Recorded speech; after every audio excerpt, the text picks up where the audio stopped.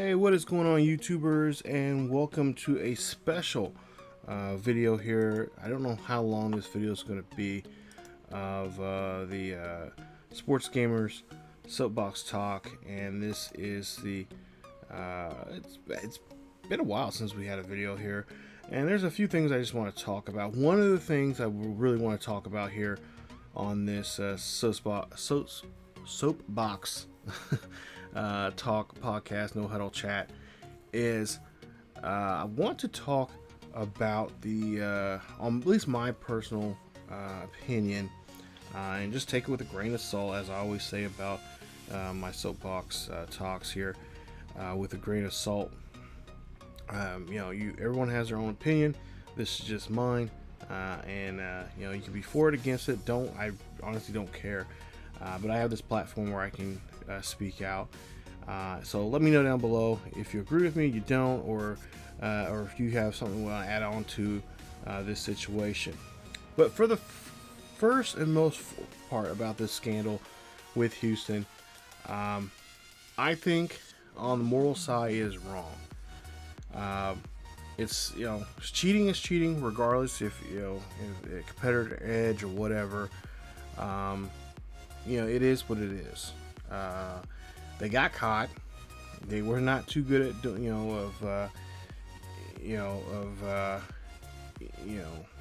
of keeping it under wraps. Even though there was a whistleblower who was Fiers, 34-year-old pitcher. Therefore, now plays for the Athletics now.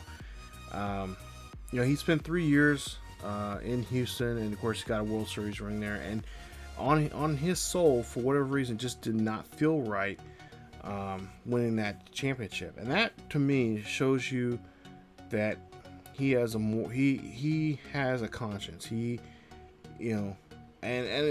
for the most part here, you can't really do nothing about it because it's been dealt with. You can't go back and take it back or anything like that. It happened. Do I think, is it cheating? Yes, it's cheating 100%.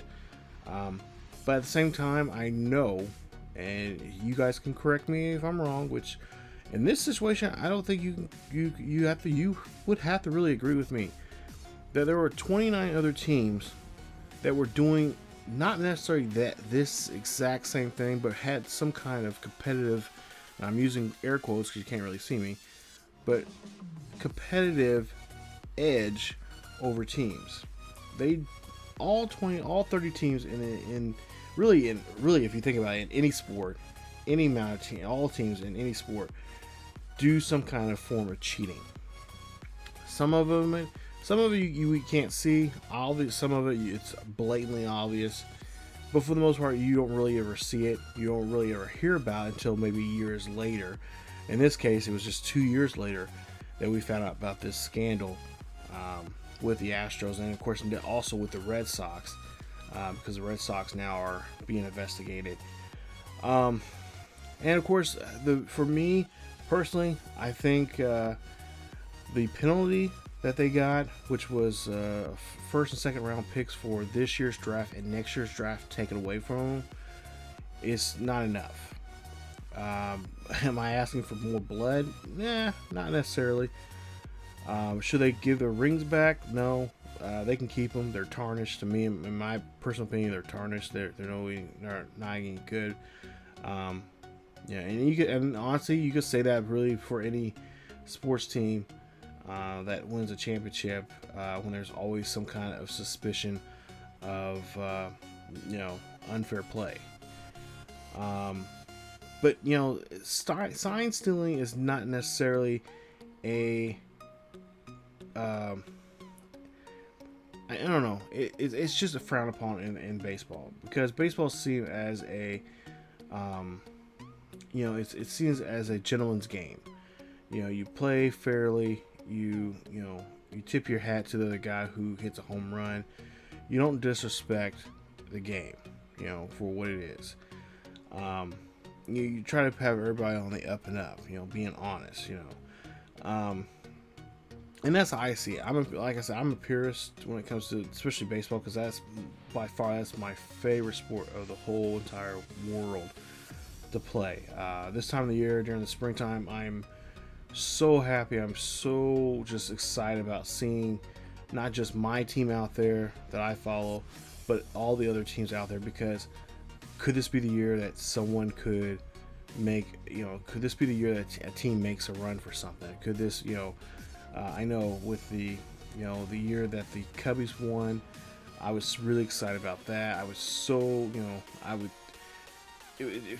seeing, and then also not to mention you got the Cleveland Indians, who were just doing a just damn good job, just as well. And I still say to this day, they, I'm hoping that that team will get back into that that hunt there for a World Series title. But of course, Cubbies that was just it was perfect. It was just a well-written movie that it had to happen for them. Yeah.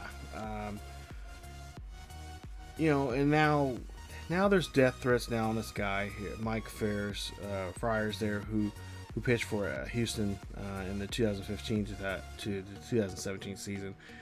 And the guy was just trying to be honest with him and everything. And not to mention, you got other teams out there who are now saying, oh, when we face the Astros, we're going to do some head hunting here. It's like, no, to me, I mean, again, my honest opinion, why do that? Go out there, play the game, and, and prove to everybody that they are, that what they are. They're cheaters. They, go out there and just expose them by the way of the standings, especially in that division. Because I'm a firm believer of whatever you give to the universe, whatever you produce for the universe will produce good or bad karma. And I just really think that there's things are they've already lost AJ Hinch, their coach. He's going to be suspended for one entire year before he can even be reinstated. And it was all because they were using technology of all things. They were using cameras and different types of things to steal signs from other teams. And now that puts the question now in today's game, like, okay, is using this technology a good thing? Because people are now using it to manipulate the outcomes of stealing signs or anything like that. And on that issue, I mean honestly, I don't know. I'm still trying to come up with something that would be I guess, and again, air quotes, fair for everybody. But I think AJ Hinch, I'm hoping that he'll learn from this. The thing that really makes me mad the most is the players coming out that were on that team that championship season, and kind of just giving this, well, we're sorry, but just being kind of just smarky, just kind of just smart alecky, just I mean honestly, excuse my French, but just a half-ass apology about it. And I was there thinking, I'm like, if this was another team, if this was the Yankees that got caught, there'd be teams. I mean, all 29 other teams would just be raking them through the coals. Because there have been a team that was so elite, our elite team. They've won all these championships and everything like that, and we'd be on top of them like no other. And I'm just like to myself, I'm like, Astros, come on. If this was the Yankees, or if this was someone in your guys' division, if this was the the Rangers, or if this was Seattle, I know I find that kind of funny now saying that, but if this was just any other team that had the Red Sox or whatever, you guys would be you guys would be raking the coals, and you guys be demanding an apology from these organizations and groups. And and you would be upset too if they gave a half-ass kind of just response, apology, not being sincere about it. And I mean, now you got other teams and other players coming out saying, talking about how, the Astros are just dirty and they're going to retaliate and they're going to get even with them. And again, I don't think getting even with them by hitting them is going to help. It's not going to help you at all, one bit. It's stupid. I mean, I know as a fellow baseball player myself, retaliation, that's the thing you do in baseball. But I think now that's just getting, they're adults. Yes, they're playing a child's game, but they're adults at the end of the day, and we need to act like adults. So, just just brutalize them. Just with the scoreboard, just hurt them in that way. Take that. Just take them out. And why I say take them out, just take them out on the field and just beat them that way. Use the talent that brought you there to that, to the playing in the show and all that kind of stuff, and just really make their season horrible for them. Run up the score if you have to in some cases there, to really teach them. And like I said, AJ Hinch's gonna be out for 1 year, and for not necessarily orchestrating the situation, but being a part of it. I mean, at the end of the day, he and also the general manager, I think too, was fired. They knew what was going on. They knew that these players, and of course they never said who the players were, and we'll never know who those players are. And in some ways, I kind of, with the way how some of these guys were talking in some of the interviews here, and it's been about a week or so since this happened or more.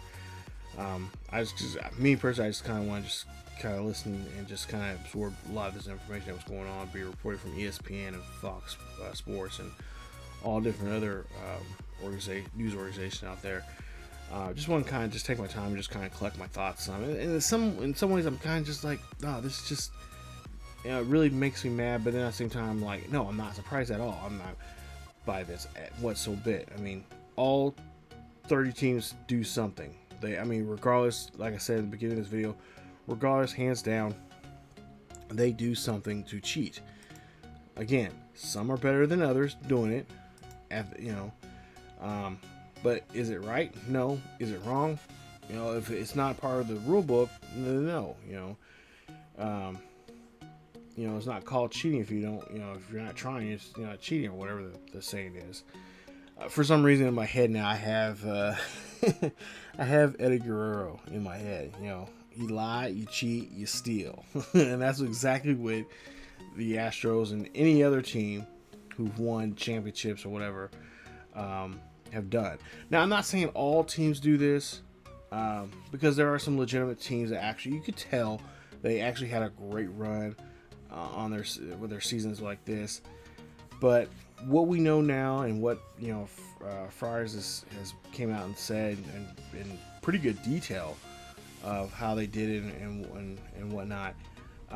You could all by looking at this and looking at the everything and just from what inside talking heads with inside the game are saying that this really hurts the game. And a scandal like this, as baseball is trying to get back in that good graces with a lot of people and stuff like that. Now this happen it's bad.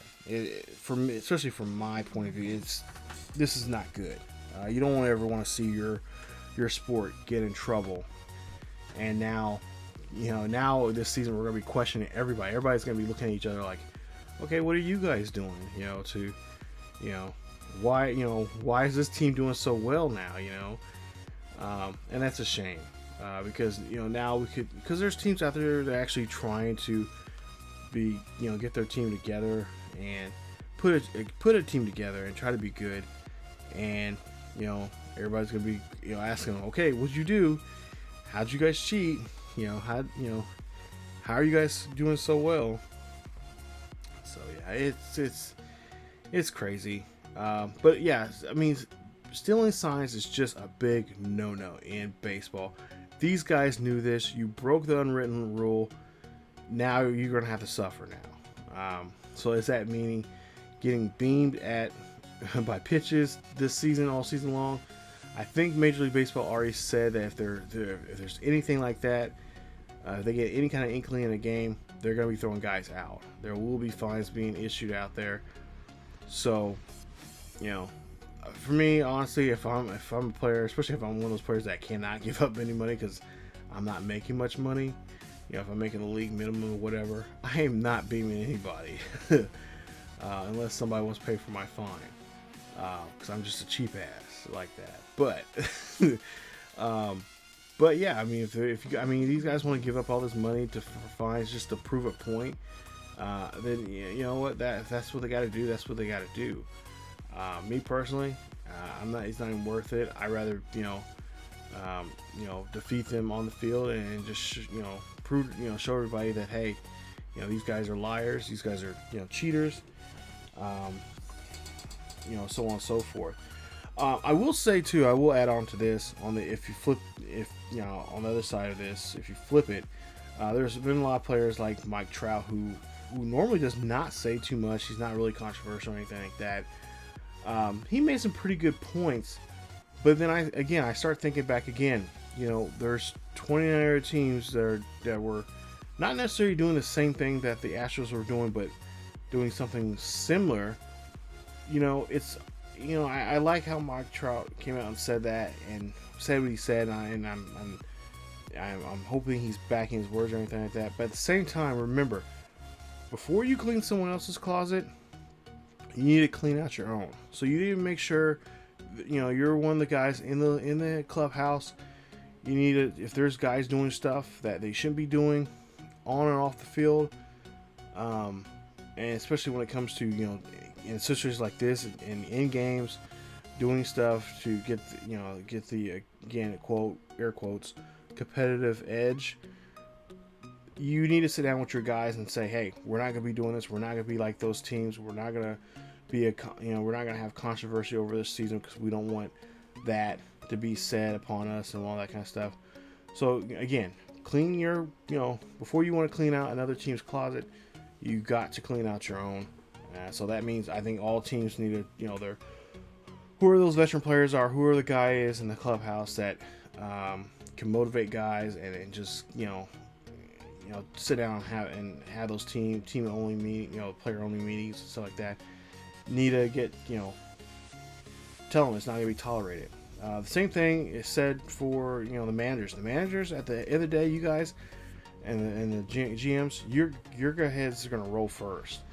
So if you hear anything about a player or players doing something that they're not supposed to be doing, doing something like it, something involving cheating of any kind, you need to let them know. You need to sit down as a team and say, hey, this is not going to be tolerated.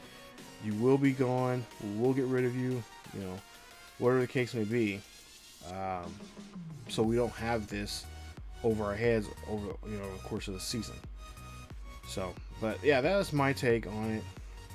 Let me know down below what you guys think about, this current, this baseball season. It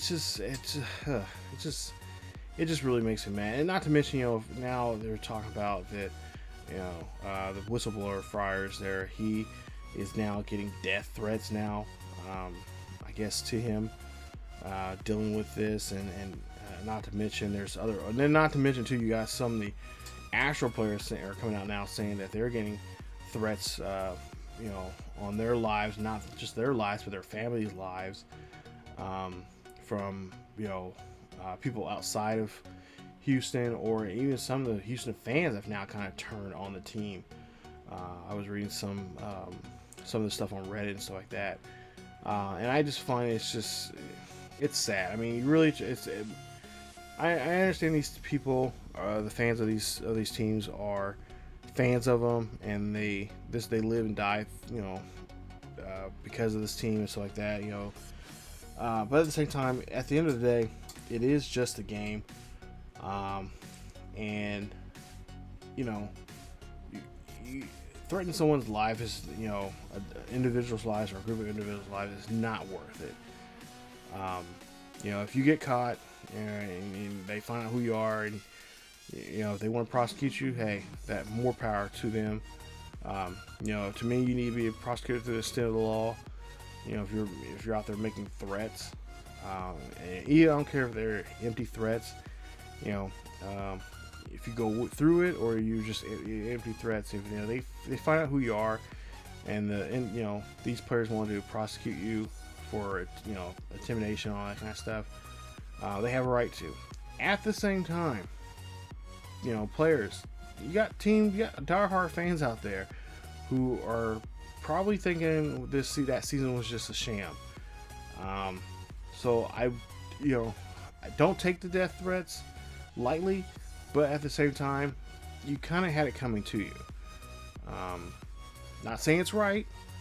I'm not saying that at all, but at the same time, you had it coming to you, and especially when you make,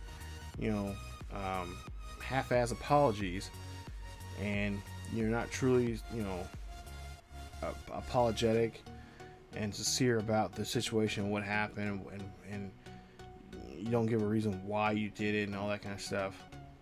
That's what I think that's more or less, that's what really fires up the fans of why the reason why they're saying the stuff they're saying, that they want to hurt you or your family or someone close to you. So you got to kind of think about that when this was going on there. So not much thought going with these players and the situations going on, but I'm hoping that this scandal doesn't get out of control. I'm hoping at some point here, I'm waiting to hear what the Red Sox are going to do. I know they fired Cora, which personally, I was happy for that. I've never liked Cora as, even though he did give us, bring us a championship. I never was a fan of his, even when he's a player, just not a fan of his. And it was just to me, it was not a good choice with him as the skipper there in Boston. So whoever our new skipper is, I'm hoping that he'll talk to the guys there, and then I guess to have the same punishment just like if the Astros did, give up your first and second round picks for this year and next year's draft, and then slap them with a fine of $5 million or whatever. I think Red Sox can play a little bit more because they're a more notable team, a lot more history with them, and just to show the rest of the league, we're gonna go after everybody. So I hope they do get hit with a fine, hit with one pretty hard. It's tough saying that, but at the same time, I want everybody to have an even playing field when it comes to any sport, really, and especially in baseball. Just go out there and play the game. You guys get paid all these millions of dollars just hitting a bat with a ball, and just play the game. Just play the game you did as when you were 5 or 6 years old. Just go out there, have fun, and just do it for the love of the sport. All right, real quick, we're going to talk about the XFL and some things that have been going on with that. TV ratings have been pretty consistent with everything.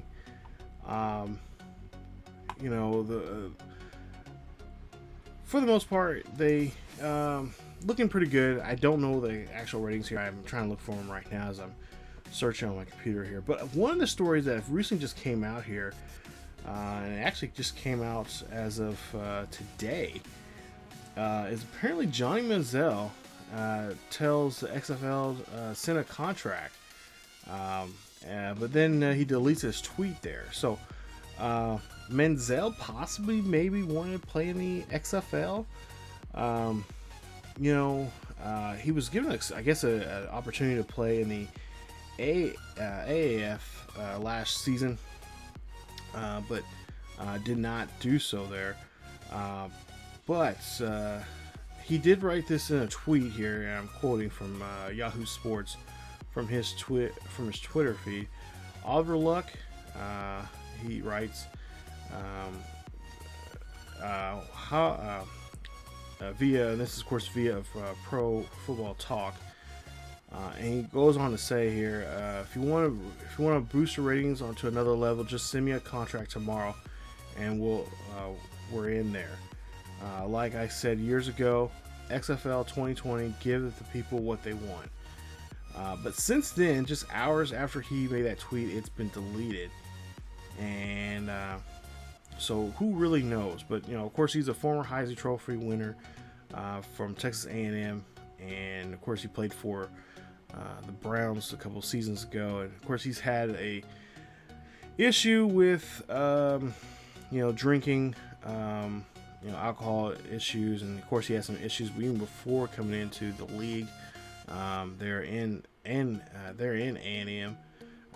when he was a player there.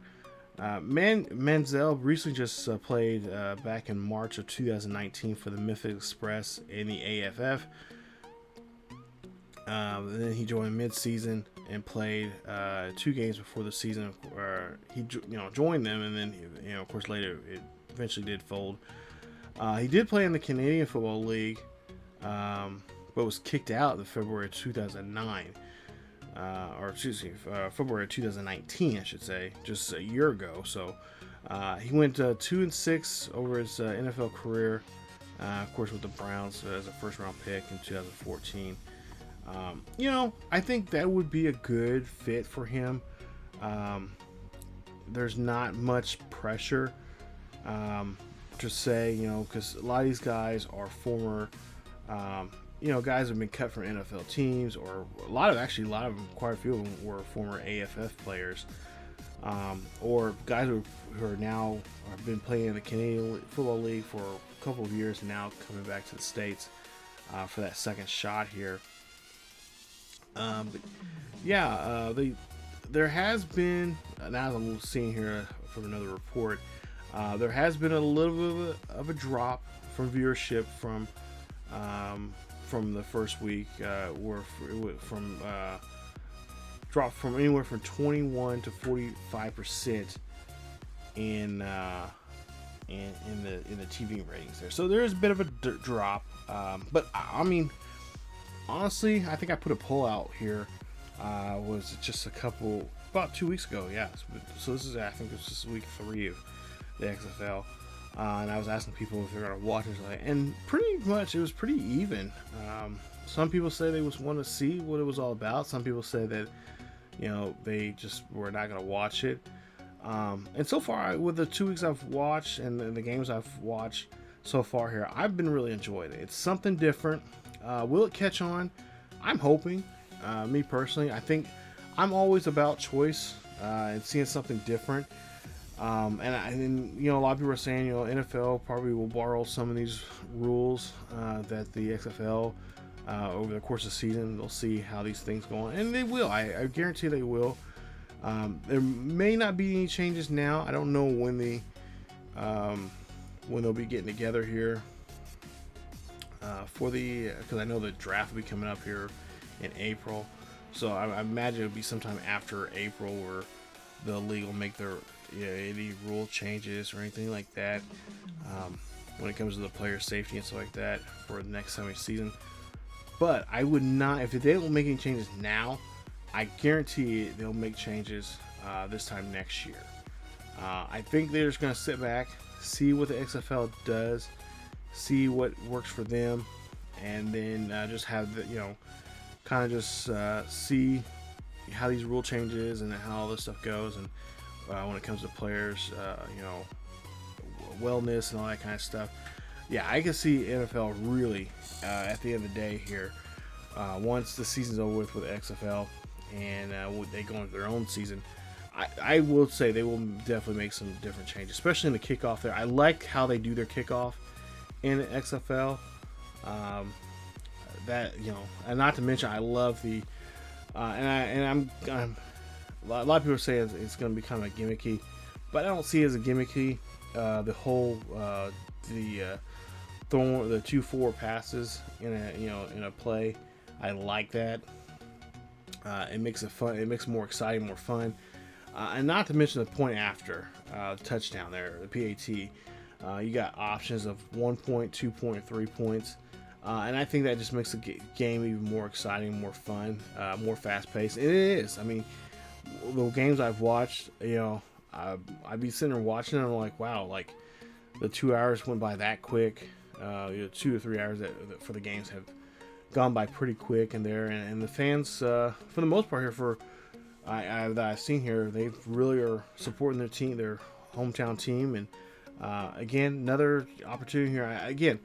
I've been saying this, I've said this in other videos like that, but I mean, if you're a football player or a football fan, you should be enjoying this right now. This is more football.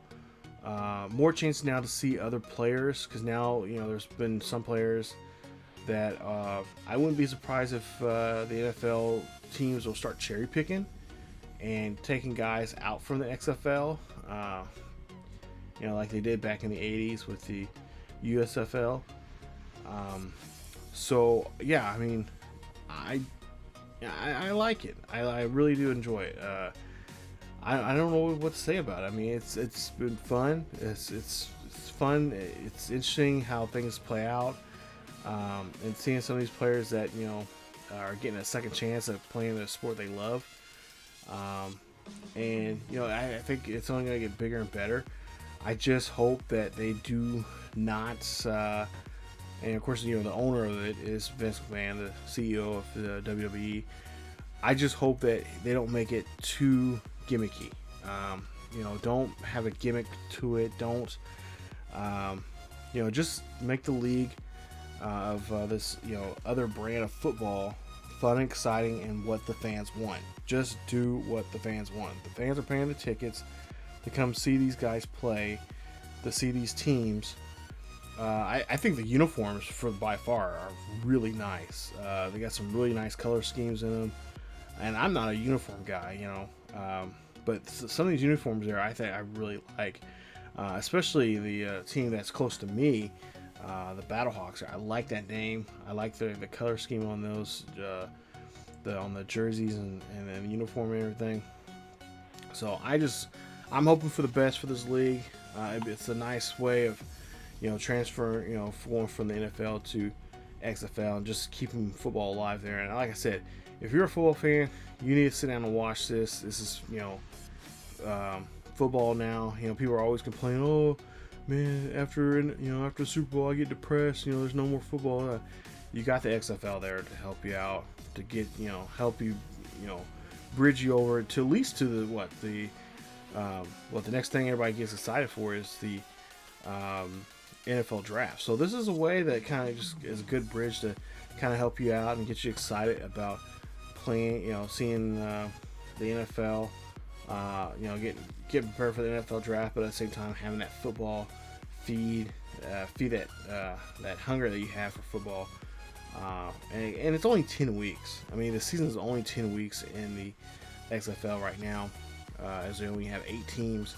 So I mean, if you can't sit back and wait for a football to come on a Saturday afternoon and watch it, I don't know what to tell you.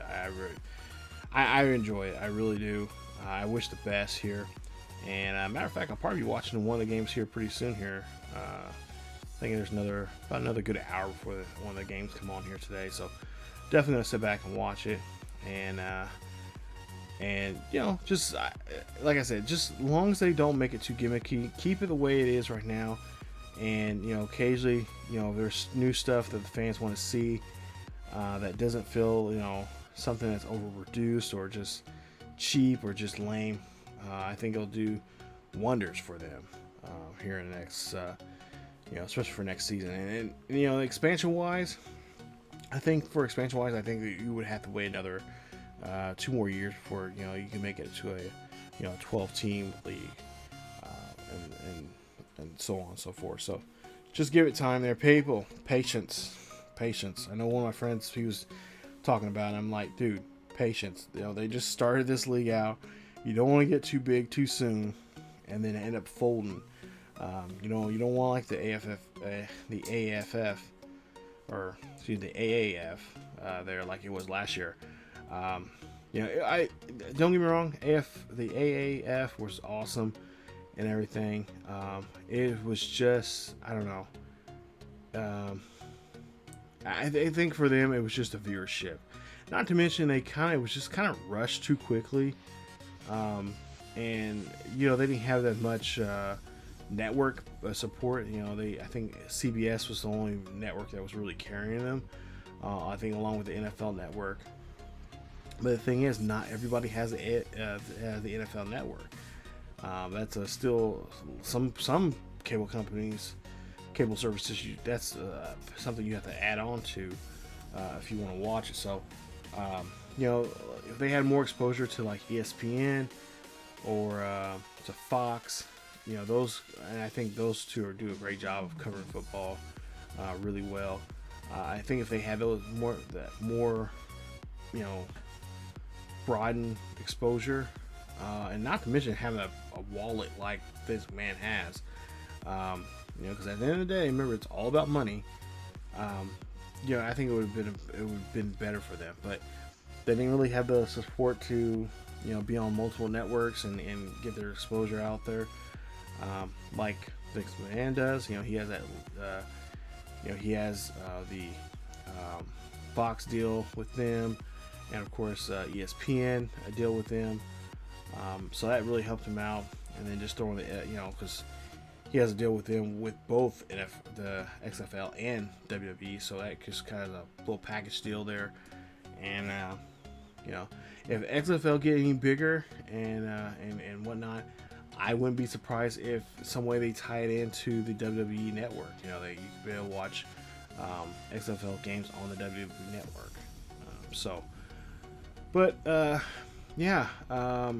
For the most part here, you know, like I said, I've been watching. You know, the first 2 weeks I've been watched pretty much every single game, and so far they've been really fun to watch, exciting, and you know, I'm not, like I said, I'm not the biggest football fan, but I think people that watch football, love football, read, you know, about football and stuff like that, and interested in these players, because there's some really good, interesting players that I've seen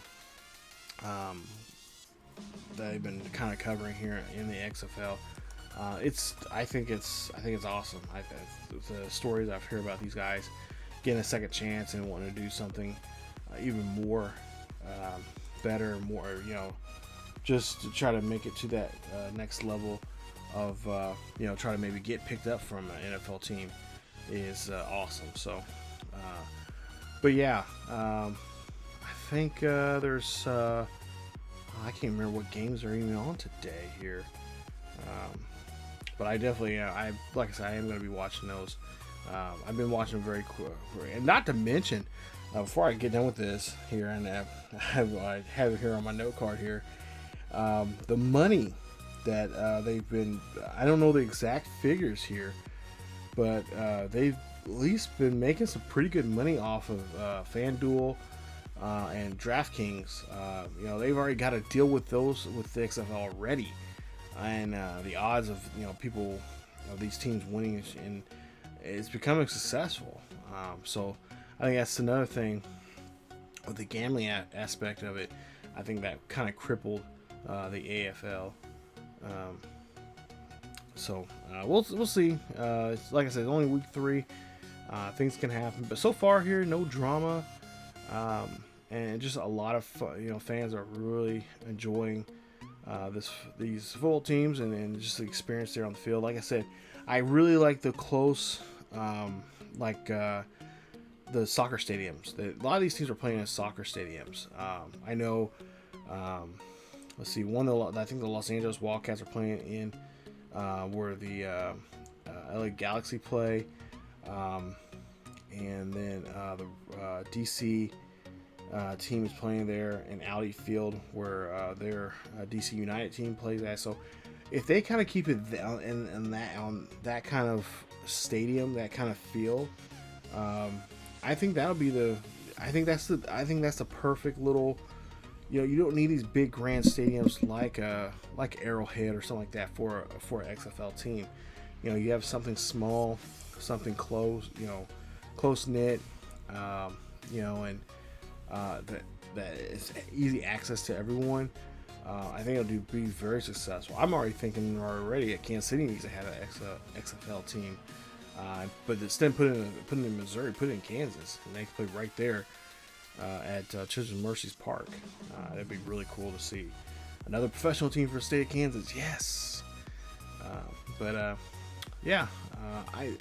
I said, I think this is gonna be a really fun league, and I cannot wait to. Don't want to see them get big yet. Don't get too big. Don't add on another team yet. Wait another 2 years before you add another four teams. But yeah, I think this is really cool,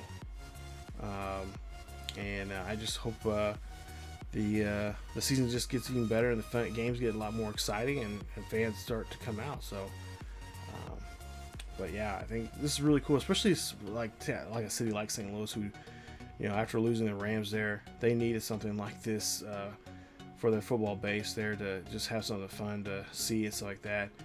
I know a lot of those St. Louis people are probably becoming Chiefs fans because of the recent success with the Chiefs and whatnot. But every city wants to have something that's close to them, that identifies with them, and I think the Battlehawks is really something special right there for them and whatnot. So, but that, this was supposed to be a quick video. Now it's turned to a 40-something minute video here, but that is it for this quick. It's supposed to be quick, but not necessarily. But that is it for this episode. The sports ESGNet Sports Gamer Soapbox podcast talk. No Huddle chat. We'll might try to do this again here. Eventually here. Try to figure out when exactly we can do this. I know I've been trying to get something set up with my buddy Steve and another buddy of mine named Joe to appear here on the show. But our schedules are just out of sync a lot of times. So we'll try to come up with something. I might try to come up with, actually I'll be visiting both of them here pretty soon here. So I'll try to get them, sit around and talk about not just sports, but also sport gaming and stuff like that. So we'll try to do that and all that and more in a future episode. But that is it for this one. As always, keep yourself healthy, and I will see you guys next time.